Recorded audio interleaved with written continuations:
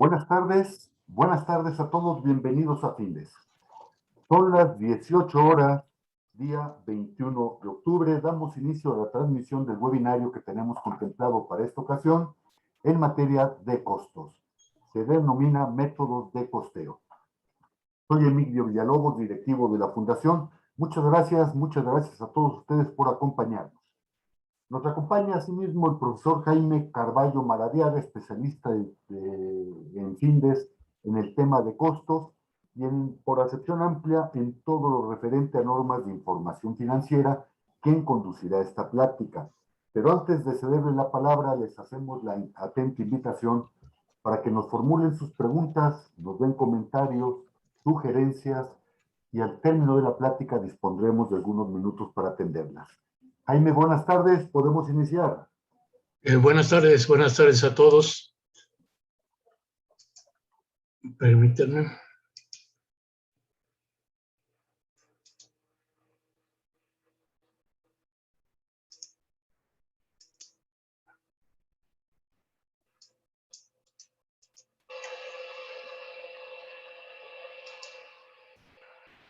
Bueno, vamos a platicar un rato de los métodos y sistemas de costos en general. Este es un curso que tenemos en Findes con la idea precisamente de interiorizarnos en la metodología que se tiene que llevar a cabo para poder realmente determinar algún costo unitario de producción, hablando de fábricas o el costo de algún servicio.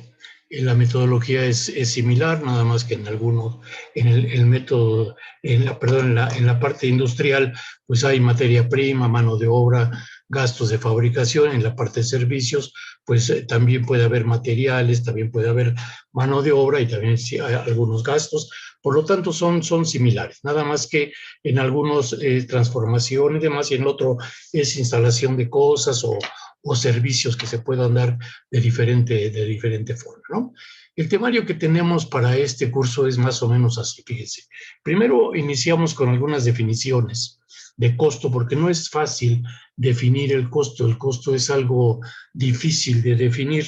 Es más, de hecho, ni las normas de información financiera tienen una adecuada definición de costo, pero finalmente tratamos incluso dentro del mismo curso de hacer alguna definición un poco más concreta.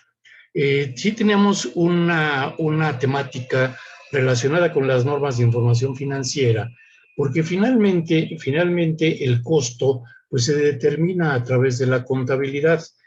Obviamente estamos hablando de algo que es totalmente operativo, pero los registros y los gastos se van registrando entonces dentro de la contabilidad. Todos los registros los hace la contabilidad y finalmente de ahí tenemos que tomar los datos. Ahora, las normas de información financiera son importantes no tanto por lo que dicen, sino por lo que no dicen. Estamos hablando aquí en realidad de una contabilidad con un objetivo muy especial, no con un objetivo como lo tienen las normas de información financiera, que hablan en realidad de la información del usuario general y para muchos otros aspectos. En este caso estamos hablando de información interna, estamos hablando de la determinación del costo que tiene una entidad y en la cual, en esa determinación, muchas veces lo que sucede es que las normas de información financiera pues se salen de ese objetivo y por eso es que tocamos estas normas de información financiera precisamente para abrir los ojos y tener presente lo que las normas puedan decir que van en contra en realidad de la definición o de la determinación de un costo.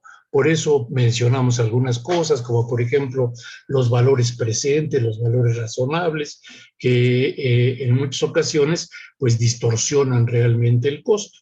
Todo eso lo analizamos para efectos de que el que vaya a determinar algún costo y tome, pues como debe ser, los datos de la contabilidad, sepa cómo está la contabilidad y en su caso pueda hacer los ajustes correspondientes para la determinación entonces ya del costo, ¿no?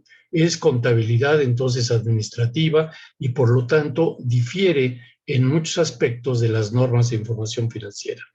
Ahora, en cuestiones de costos, no hay recetas de cocina. Tenemos algunos elementos que hay que tomar en cuenta y algunas situaciones y metodologías que hay que llevar a cabo, pero no hay recetas de cocina. En realidad, todos nosotros de un mismo producto y dentro de una misma fábrica podríamos llegar a determinar costos diferentes. ¿Por qué? Porque el costo implica realmente ingenio, implica conocimiento, implica el haberse metido de plano a la parte operativa y saber cómo está funcionando una fábrica o un servicio que se dé para poder definir claramente qué es lo que sí y qué es lo que no debería afectar el costo. Hay muchas formas de evaluar cosas también. Las evaluaciones nos pueden llevar a tener resultados diferentes y todas esas son las cosas que en este curso tratamos de analizar y de profundizar para efectos realmente de poder conocer con mayor profundidad lo que nos cuesta algo. El curso no va enfocado a la determinación del valor del inventario. El curso va enfocado a la determinación del costo unitario de producción y de ahí tomar las decisiones que se puedan llegar a tomar para muchos efectos. Por ejemplo, fijación del precio de venta, conocimiento del margen de la utilidad, conocimiento del gasto y del costo para saber en dónde estamos fallando y qué es lo que podemos abatir de esos costos. En fin, para eso es para lo que nos sirve, no para evaluar los inventarios que se van a los estados financieros, ¿no? Sí, son cosas un poco diferentes y son todas esas cosas que analizamos dentro de este curso, ¿no? Tenemos dentro del temario, pues obviamente, el costo de la producción, el costo que nos lleva a producir algún producto, cuáles son los elementos del costo en los que tenemos entonces la materia prima, la mano de obra, los gastos de fabricación, cuál es la fórmula general del costo, que incluso ahora mismo la vamos a ver, y hablamos de los inventarios, de sus entradas, salidas y el manejo contable que tienen también esas cuentas de los inventarios y del manejo operativo que también deben tener esos inventarios. ¿A qué se refiere el costo de ventas y cómo se determina? Y después hablamos de métodos de costeo. Estos métodos de costeo que yo no les he querido cambiar el nombre, en las normas de información financiera se llaman fórmulas, quién sabe por qué al CINIF se le ocurrió llamarle fórmulas de costeo. El CINIF, como este es un curso que no forzosamente es enfocado nada más a contadores, sino en general, en este curso hemos recibido ingenieros, incluso médicos, gente que está interesada en saber realmente cómo costear alguna actividad o algún producto, ¿no? Entonces, sí tocamos la parte de la contabilidad, porque finalmente de ahí vamos a sacar los datos. Entonces, sí es necesario que conozcamos algo de ello. Sin embargo, no es lo medular. Bueno, entonces por eso aquí lo que tenemos son probablemente una terminología un poco diferente. Esto que aquí le llamamos métodos de costeo, en la norma de información financiera, vuelvo a insistir y vuelvo a repetir, se llama fórmulas. Y tenemos todos estos, el WEPS, el PEPS, el promedio ponderado, el identificado y detallistas, que incluso también en la clasificación que tienen las normas de información financiera es un poquito diferente. Por ejemplo, en este caso específico en las normas nada más se habla del PEPS, del promedio ponderado y del identificado. El WEPS ya no existe en las normas de información financiera, pero el que no exista para efectos de evaluar un inventario para los estados financieros no quiere decir que no sea una metodología aceptable, aceptada incluso para efectos de la determinación del costo y cuándo la tendríamos que usar. El hecho de que las normas no lo acepten no lo eliminan, ¿no? Lo tenemos y nos puede ser útil para llegar a determinar ciertas cosas. Y el detallista es que quién sabe por qué también el CINIF lo quitó de esta parte de las fórmulas y lo mandó a otro lado, ¿no? A la parte de los sistemas y demás, ¿no? Bueno, pero todos estos los analizamos y los vemos dentro de este curso. Después tenemos tres clasificaciones o tres grupos importantes para definir un sistema de costeo, en donde tenemos las clases, que ahorita las vamos a ver, los tipos y las formas de costeo. De ahí mismo surgen los costos históricos, cómo se acumulan, en dónde, y esta es parte de las acumulaciones, es lo que, a lo que se refieren las formas de costeo, donde están las órdenes de producción, los procesos, y todo esto para efectos de aplicar realmente el gasto, lo que no es directo al producto, que no lo podemos identificar dentro del producto, tenemos muchos gastos que dan servicio a la producción, y todos esos gastos finalmente tenemos que prorratearlos. Yo considero que esta parte del prorrateo es la que más nos puede diferir en la determinación del costo para cada uno de nosotros.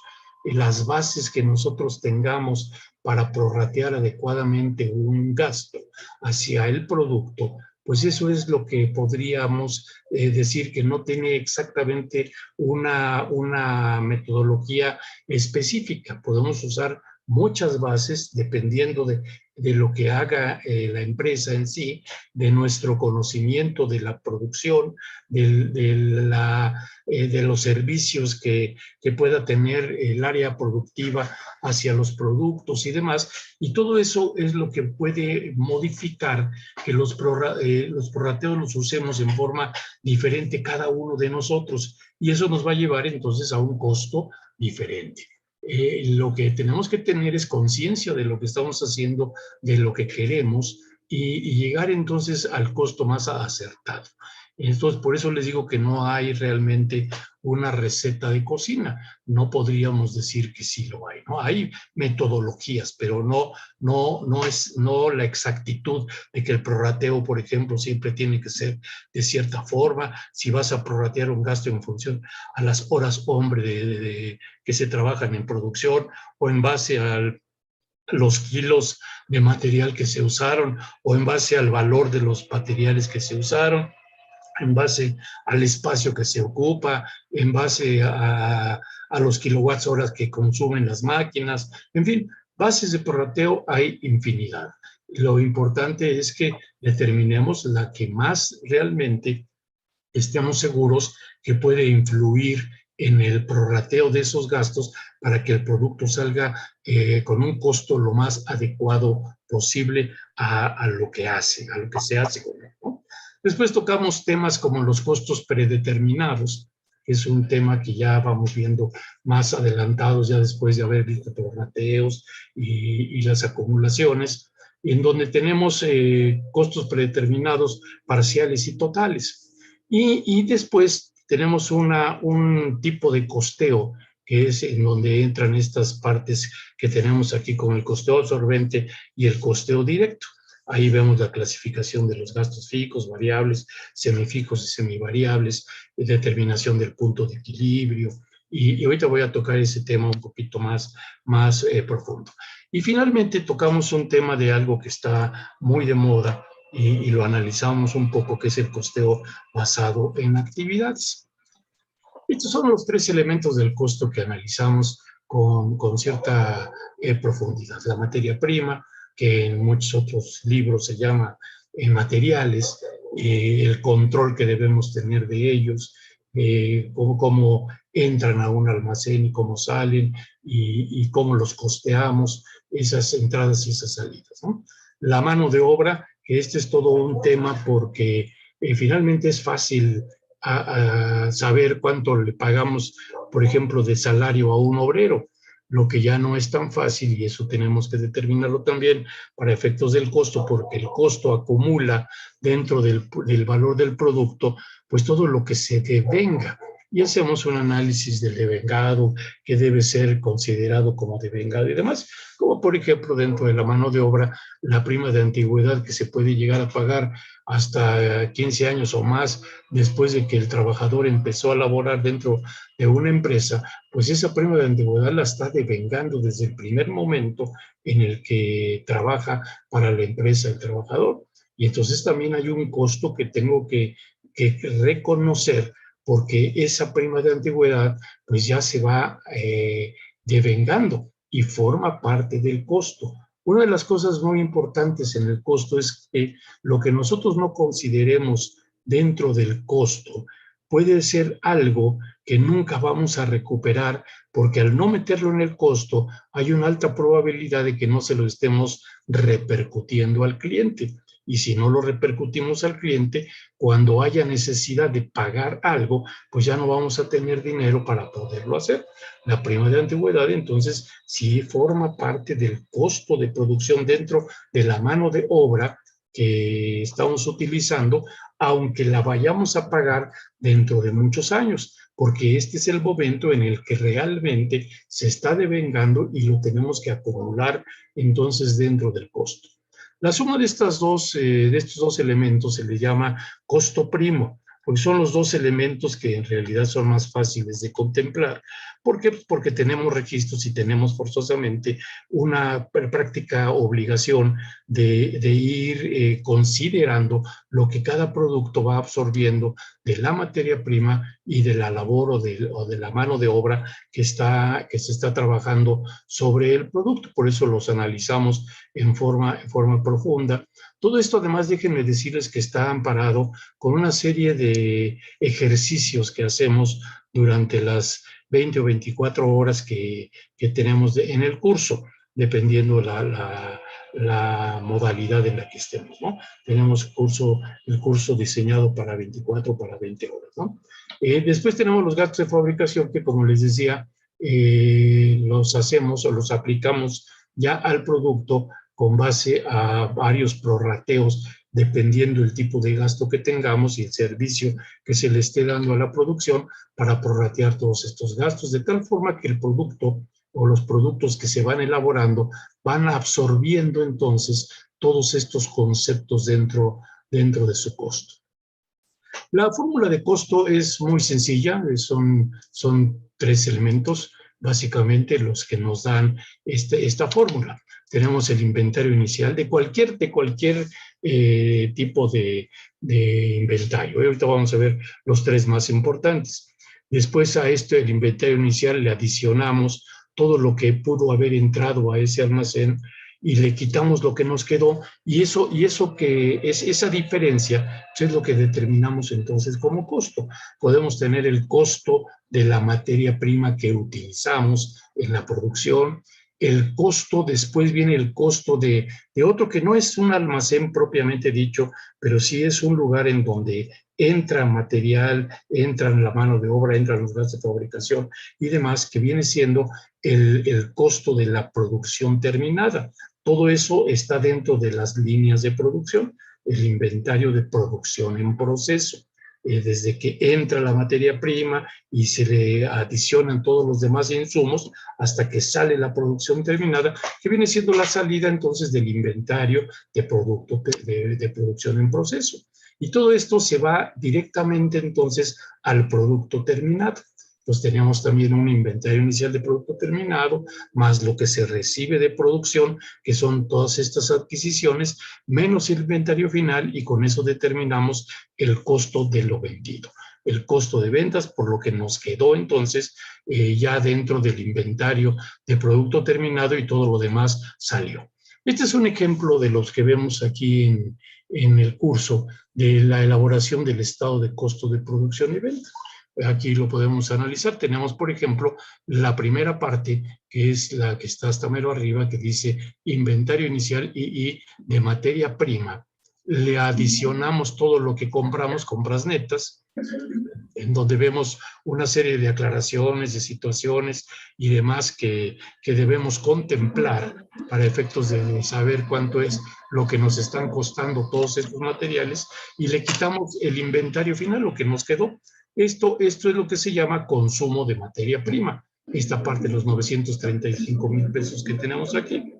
Le aumentamos la mano de obra y con eso llegamos al costo primo que les mencionaba hace un momento. Bueno, adicionalmente, le aumentamos entonces los gastos de fabricación y con eso llegamos a nuestro costo de producción en un periodo. Este costo de producción de este periodo viene siendo el equivalente a las adquisiciones que tiene el inventario inicial de producción en proceso, al que le quitamos después también el total del inventario final, y con esto llegamos entonces a la producción terminada en el periodo. Esta producción terminada en el periodo, más las compras de productos terminados, es lo que le adicionamos al inventario inicial de productos terminados, que cuando le quitamos lo que nos quedó, nos está dando el costo de lo que vendimos. ¿Okay? Este es todo el proceso, que es un estado muy importante. Yo diría que es tan importante como los estados financieros básicos, para efectos de que cualquier persona que quiera analizar el costo, pues sepa exactamente cómo se compuso el costo de los productos que fuimos elaborando durante todo el proceso productivo. El método de evaluación yo lo tomo de este dato, este nombre, de la norma anterior que tenía los principios de contabilidad, el C4. Pero lo importante de esto es que esto quiere decir que son las técnicas con las que evaluamos las salidas de los almacenes. Para eso sirve un método de evaluación o fórmulas de evaluación, como ahora les llama el CINIF. Bueno, pero lo que hacemos con esto es evaluar las salidas, no evaluamos realmente el inventario. Obviamente, por lo que ya vimos en la fórmula, si yo tengo un inventario inicial más adquisiciones menos el inventario final, me da un costo. Ahora, ese costo lo vemos al revés en la contabilidad. Tenemos un inventario inicial, tenemos las compras, y después con estas metodologías, con el método de evaluación, damos el valor de las salidas para llegar entonces a lo que nos quedó en el inventario. Estas salidas es el equivalente de los costos que hablaba yo hace un rato, el costo de la materia prima utilizada, el costo de la producción terminada y el costo de ventas, ¿no? Esas son las salidas. Ahora, estas salidas es importante tenerlas en cuenta porque las entradas pueden tener diferentes valores, y estoy hablando de productos homogéneos. Pueden tener valores diferentes, sobre todo en épocas inflacionarias o, en fin, se pueden usar entonces metodologías diferentes, como la que les decía, WEBS, que quiere decir lo último que entró es lo primero que sale, PEPS quiere decir que es lo primero que entra, es lo primero que sale, el promedio ponderado se van entonces promediando todas las entradas para darle salida entonces a los productos al último promedio considerado. Para eso es para lo que nos sirven los métodos de evaluación, que vuelvo a insistir, que ya en las normas de información financiera no existe el WEBS, eso no quiere decir que no sea útil el WEBS, ¿no? Y después tenemos los sistemas de evaluación, que ya son técnicas específicas para la determinación específica del costo unitario de producción en una fábrica y el costo de producción. Y estas, ¿cómo se llama? Salidas, bueno, me adelanté un poquito, pero ahí están otra vez los métodos de evaluación, que ya más o menos los vimos. Ahorita les expliqué en términos muy, muy generales el PEPS, el WEBS y el promedio. El específico es cuando un inventario no puede prorratearse ni compensarse los costos que tenga. Un inventario cuando entra tiene un costo y ese costo lo va a tener durante toda su vida dentro de la empresa, y cuando salga tiene exactamente el mismo costo al que entró. Si normalmente son productos que tienen número de serie y cosas así. Y el detallista sí no vale la pena ahorita que lo mencionemos. En el curso sí lo mencionamos, pero ahorita ya no tenemos mucho tiempo para estarlo analizando, pero no es algo que realmente nos afecte mucho en la determinación de los costos de producción. Eso sirve más bien para empresas comerciales. Bueno, dentro de los sistemas de evaluación tenemos entonces estos tres grandes grupos, las clases. En las clases tenemos los costos históricos y los costos predeterminados. Dentro de los costos predeterminados tenemos los costos predeterminados parciales, los costos estándar y los costos estimados. Dentro de los tipos de costeo tenemos el absorbente y el directo. que el directo también es importante mencionarles que ya las normas de información financiera tampoco lo permiten. Pero eso, vuelvo a insistir también, igual que con el WEBS, el hecho de que no lo permitan las normas no quiere decir que no sea muy útil para la toma de decisiones internas. Y por eso estamos obligados a analizarlo, ver cómo se define, cómo se determina y para qué nos sirve, ¿ok? Y después tenemos las formas de costeo, cómo acumulamos el costo, por órdenes de producción, por procesos, por actividades, o podemos hacer combinaciones de todos los demás, ¿no? Ahora, un sistema de evaluación tiene que tener forzosamente una clase de costeo, un tipo de costeo y una forma de costeo.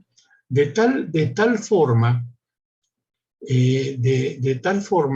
que nosotros podemos tener una combinación con estos tres elementos en formas totalmente diferentes, ¿no? Podríamos, por ejemplo, tener un costo histórico absorbente por procesos, o un costo histórico directo por órdenes de producción, o un costo estándar directo por procesos o por actividades, o un costo estándar absorbente mixto, o un costo estimado directo por procesos. En fin, necesitamos tener forzosamente una clase, puede ser histórico, predeterminado parcial o estándar o estimado, un tipo que puede ser absorbente o directo. Normalmente el que se usa más es el absorbente.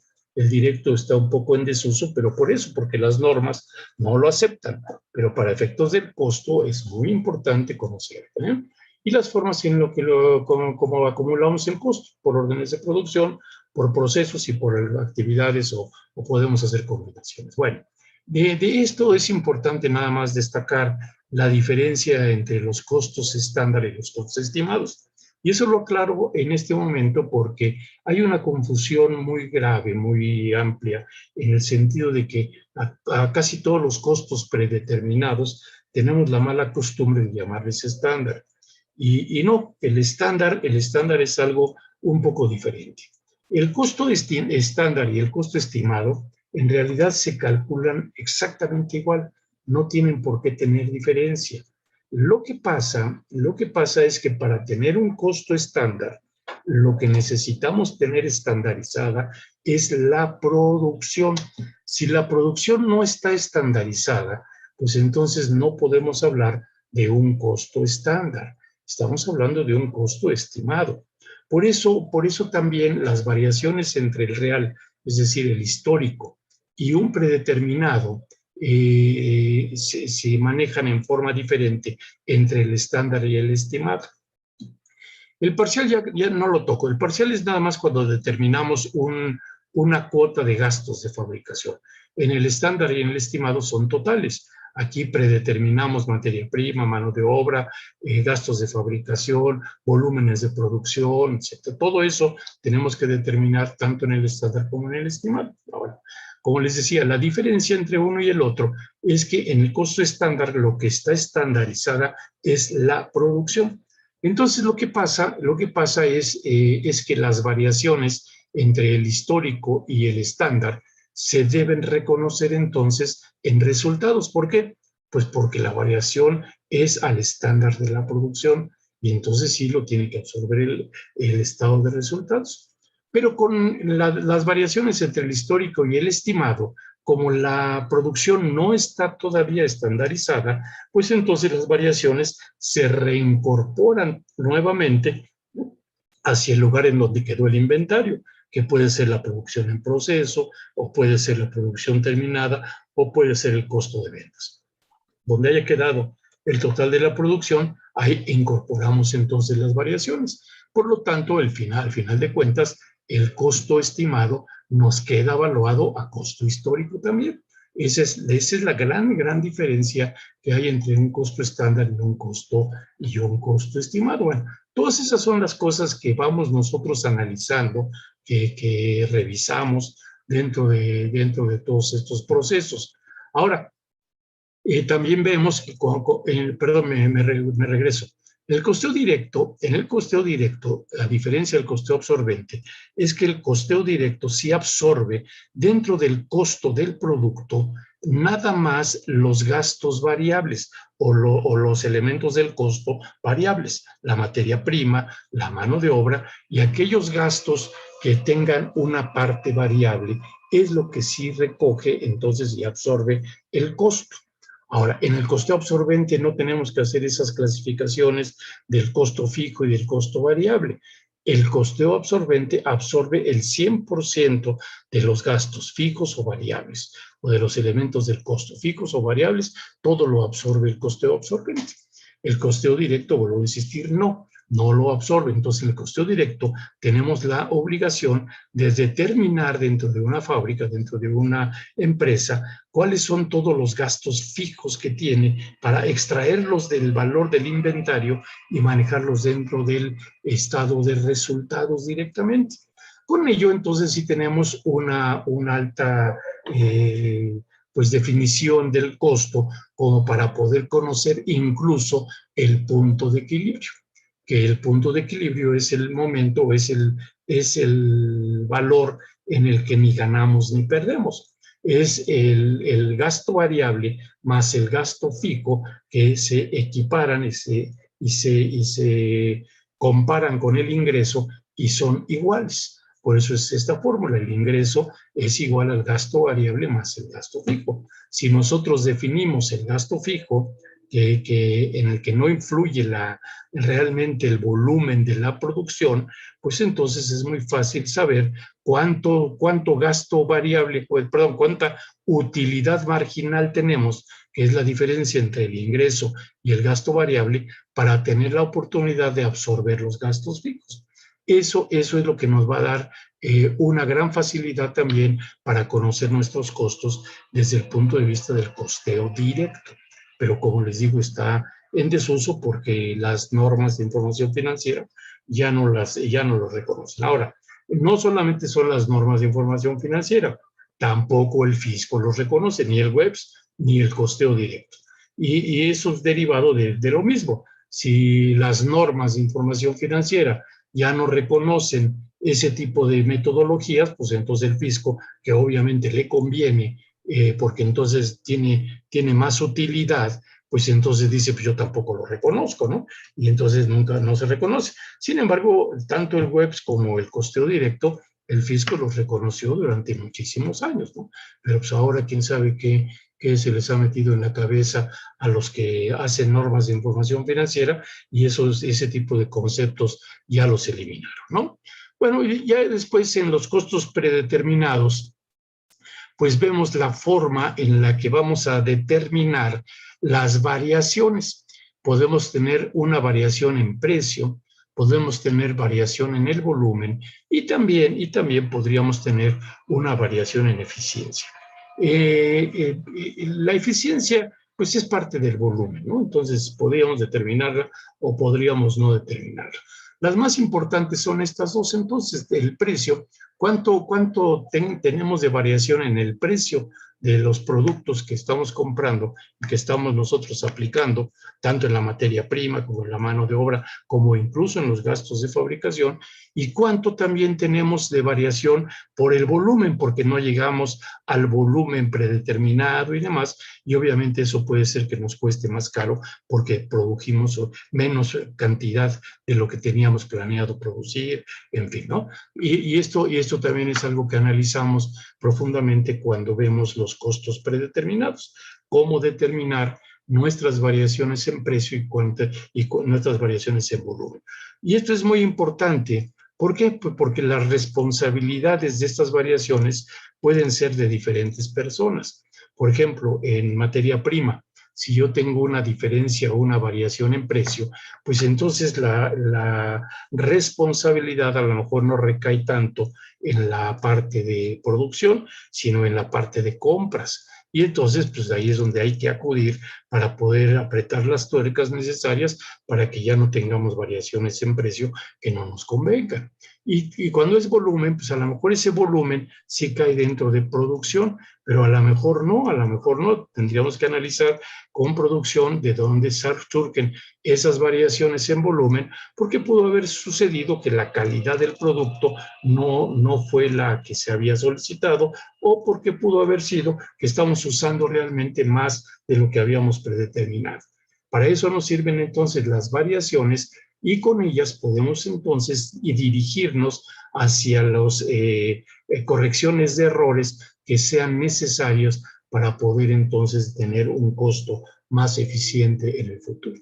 Y el último tema que manejamos entonces es también el ABC, ¿no? El costeo por actividades, que también tiene que ser un costo predeterminado para poderlo definir adecuadamente, y en donde se definen ciertas actividades y lo que se hace ahí es dar el costo a las actividades en sí y después ver cuántas actividades y qué volumen de las actividades usó cada producción para que ese costo se lo apliquemos entonces ya a los productos. Y ahí está, y ahí vemos y analizamos la metodología de ese costo basado en actividades, el ABC correspondiente.